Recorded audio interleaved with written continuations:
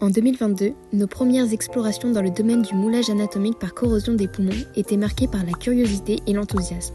Cependant, nous devons l'admettre, notre approche était moins rigoureuse et nos résultats, bien que prometteurs, étaient parfois imprécis.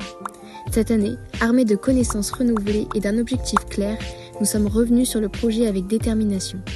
Nous avons consolidé nos acquis, affiné nos méthodes et clarifié nos objectifs afin de mener notre recherche vers des résultats plus précis et significatifs. Dans cet esprit d'amélioration continue, nous sommes fiers de présenter notre projet, un chef-d'œuvre de médecine, le moulage anatomique par corrosion. Aujourd'hui, très peu de méthodes permettent la visualisation interne des poumons de façon précise. Il existe le scanner ou tomodensitométrie thoracique. Or, cette technologie se révèle hors de portée des établissements scolaires du secondaire. Ces équipements sont coûteux et nécessitent une expertise technique et médicale. C'est dans ce contexte que notre projet prend tout son sens. Offrir une méthode accessible aux établissements du secondaire pour étudier la complexité anatomique des poumons.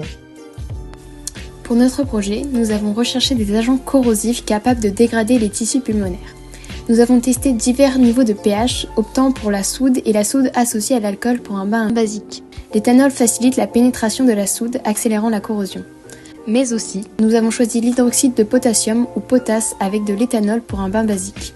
Enfin, nous avons étudié l'utilisation des enzymes contenues dans les pastilles de lave-vaisselle pour leur potentiel corrosif sur les tissus pulmonaires.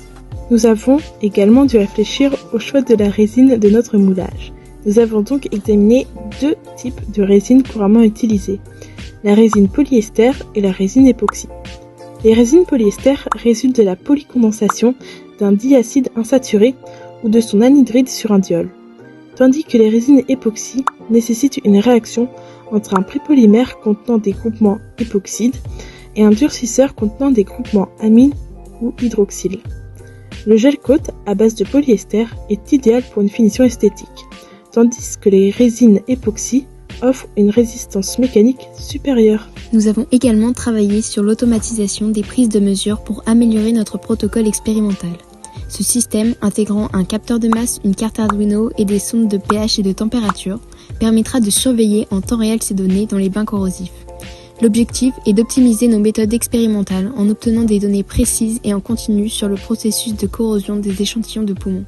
Suite à des tests sur échantillons, nous nous sommes lancés sur un moulage complet des poumons. Notre procédure comprend la préparation de bains corrosifs à base de potasse et d'enzymes, l'injection de la résine dans les poumons, la surveillance régulière de la corrosion et enfin le rinçage et le séchage des poumons avant l'observation finale. Ce protocole garantit une expérience reproductible. En conclusion, notre projet de moulage anatomique par corrosion marque une progression significative par rapport à nos premières explorations en 2022. Nous avons affiné notre approche, sélectionné avec soin les agents corrosifs et la résine et travaillé sur l'automatisation des mesures pour améliorer notre protocole. Notre objectif est de rendre l'étude de l'anatomie pulmonaire accessible aux établissements du secondaire. Notre procédure de la préparation des bains à la réalisation du moulage complet est conçue pour être reproductible et instructive.